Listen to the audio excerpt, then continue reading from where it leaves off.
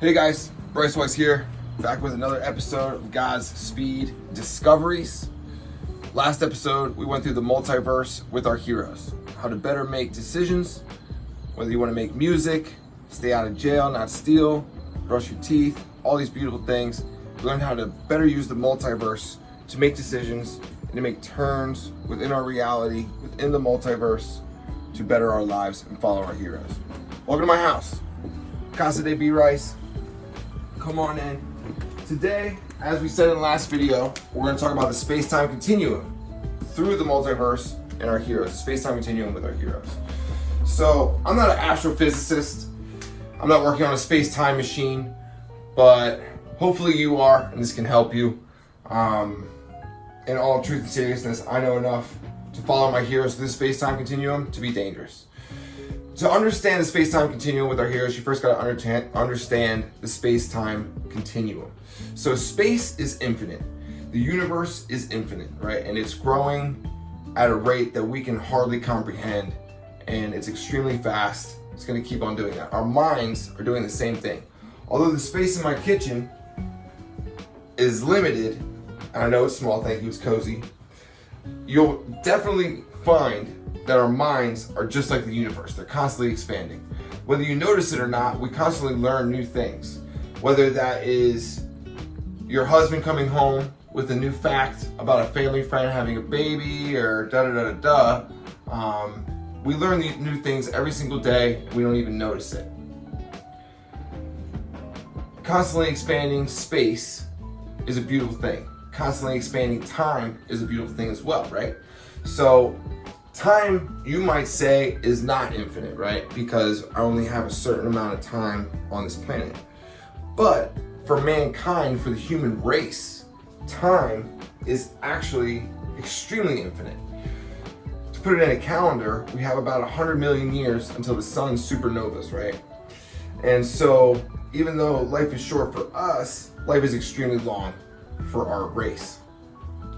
To drive that home a little bit further, one day I think we will figure out a space-time continuum machine. I think that is definitely going to happen. We're going to figure out how to find more planets and all these beautiful things. More about that later in another video. Let's stay on topic. So, to better understand time in our lives with this knowledge of infinite in the space-time continuum, it's very important to understand the power of the past. So, whether you're looking at your triumphs like graduating high school, or you're looking at some of your defeats like when that girl said no to going out to dinner with you, we learn, right?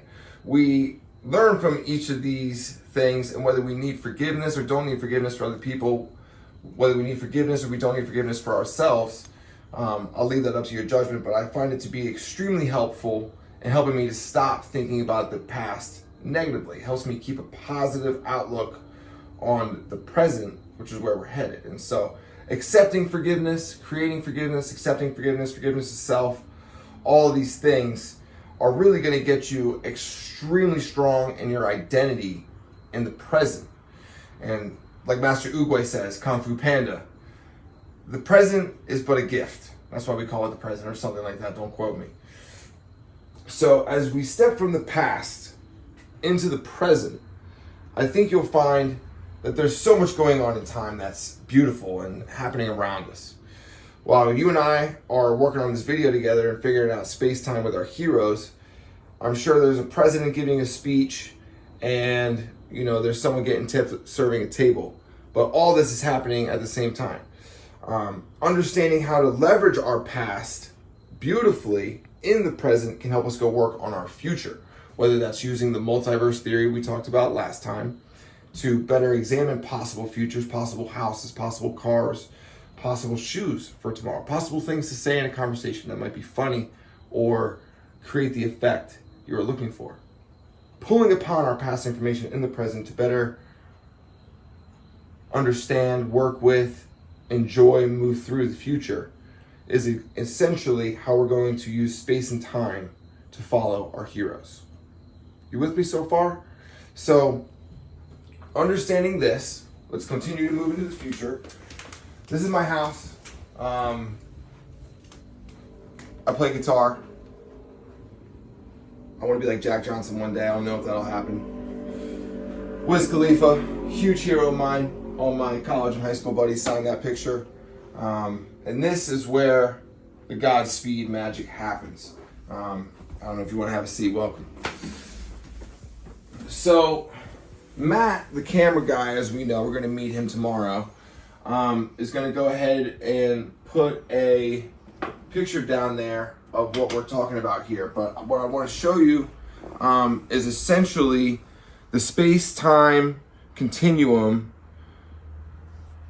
with our heroes and the multiverse with our heroes. So looking at the key, you're going to definitely see space is going to be a cone, time is going to be kind of like a spring, and the line down the middle is going to be the multiverse with our heroes, or heroes through space and time. Now, looking at our diagram, you can pretty easily see here that Devil's speed is kind of moving at a slower rate, an elongated rate. Bryce's speed is kind of somewhere in the middle, and God's speed is extremely fast. We'll talk more about miracles and different things like that in another video. But just for our understanding the space-time continuum and how we go through the space-time continuum is a beautiful thing in and of itself. But better understanding how to save time is extremely important as well.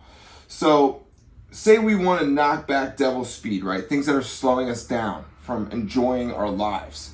We'll slow down Devil's speed to Devil speed. So DEVIL' speed to DEVIL speed, Devil speed. We can slow down things like loneliness. We're sitting around in our house thinking about, man, I'm so lonely, man, I'm so lonely. That's not really a good thing to work on that's going to save you time, right? A better thing to work on would be, how am I going to find a community? How am I going to find something that I can meet people, whether that's going to a bar and talking about God's speed, or that's going to GameStop, picking up an Xbox and getting into video games. There's all these different ways we can beat loneliness by slowing down the problem of Devil's speed. Eventually we'll talk about good problems and bad problems, but I don't want to rush you into that. But slowing down the problem of Devil's speed, turning it into Devil speed, loneliness, we can better find how to make friends and continue on through our life. Boredom, right? We sit around, we're bored. I'm so bored in the house, bored. Rather than working on the problem that we're bored, right? Devil's speed, we can slow that down. Devil's speed, wait a minute. Let me just acknowledge, and I keep on saying I'm bored. Let me go pick up the guitar. Let me go work on the book, the movie, the music, read a book, play some chess. You're kind of seeing where I'm going with this, right? So one more example, mundane, right? I hate traffic. I really want to figure out how to better turn traffic into Devil speed, and either avoid traffic, or when traffic comes, I throw on a podcast. I throw on a Jordan Peterson podcast. I go listen to Joe Rogan. I listen to some music. I make some music. I sing to the steering wheel. I call my girlfriend. I call my pet. You're totally understanding. This will get us out of Devil speed and into our speed. So I say Bryce's speed here in the diagram, but I think you will come to find that that is a great way to create more time for us that is usable. That is our best resource, our most valuable resource, and we can create more time to eventually get into God's speed. Just to show you real quick where we're going, here's another, I know it's on the video.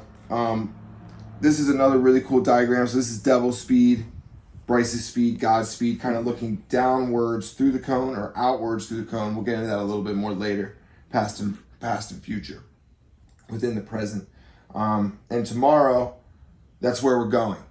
So I know what you're asking. So Bryce, so I get out and get into my speed and getting rid of the devil. How do I get more into God's speed, right? So where does that really connect?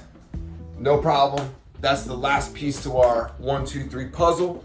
Tomorrow, I'm going to talk to you about if-then statements using the scientific method so as to create statements within science and religion to create better beliefs.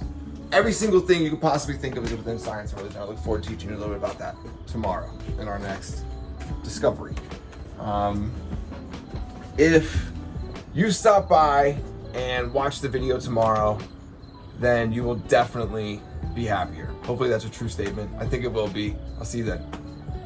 Godspeed.